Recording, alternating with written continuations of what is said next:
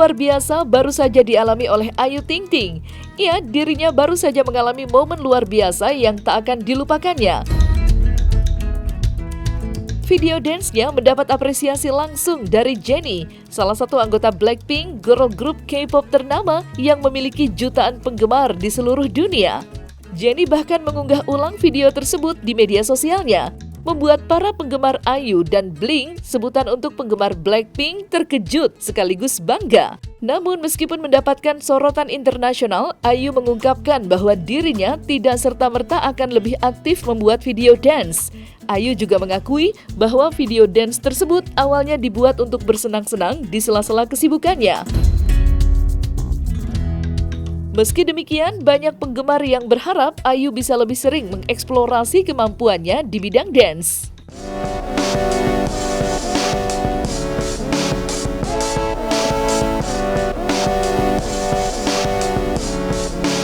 Seneng lah.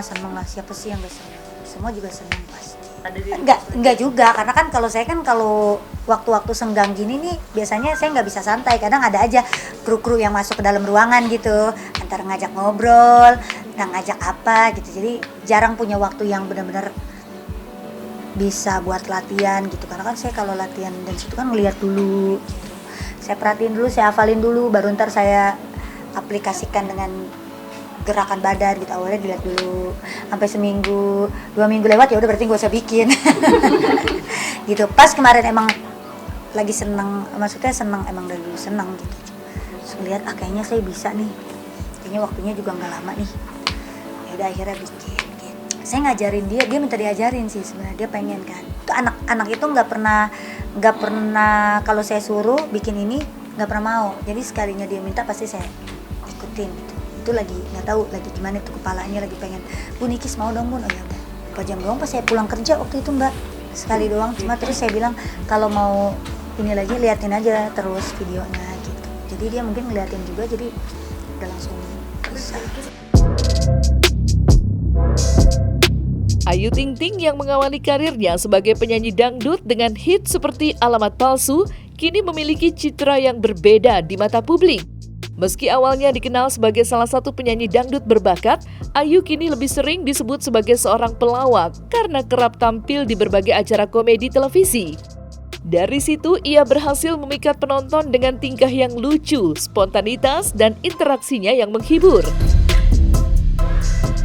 Ayu mengaku bahwa dunia komedi menjadi pengalaman baru yang menantang sekaligus menyenangkan baginya.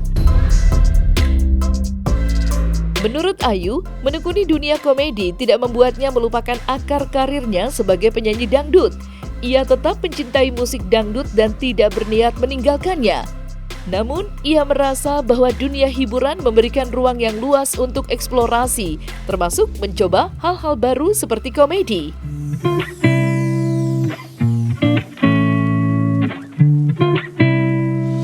Kadang ada aja gitu orang komentar gitu, oh dia ternyata penyanyi ya, lupa kirain pelawak gitu. Paling ada komennya gitu. Cuma ya saya senangnya, maksudnya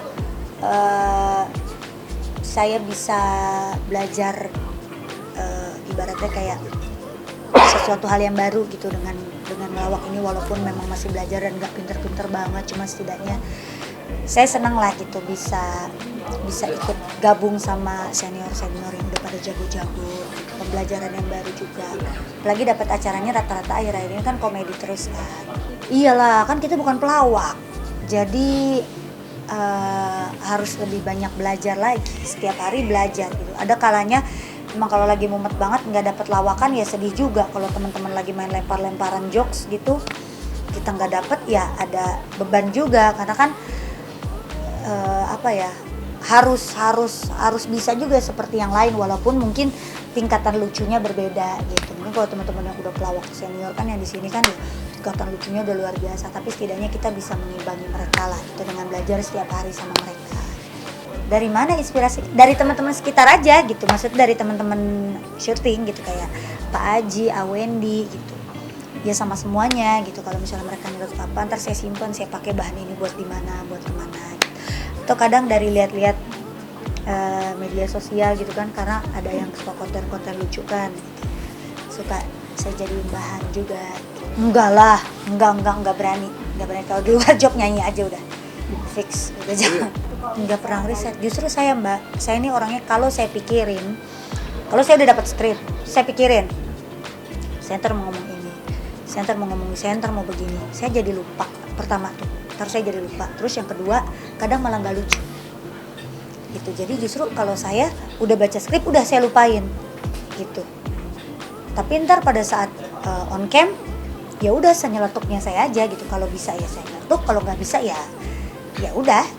Kadang dijadiin bahan juga sama teman-teman yang lain. Gitu.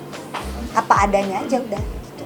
Mendingan nggak usah pakai beban. Kalau saya pakai beban, gitu maksudnya kayak, wah gue harus lucu nih, gue harus sama nih kayak yang lain, gue harus pakai ini nih. Justru malah saya nggak pernah. Yang selama ini saya perhatiin gitu ya. Jadi ya udah. Apa sih namanya? Ya udah jalanin aja gitu. Waktu istirahatnya paling ya kayak pulang dari syuting malam langsung tidur gitu.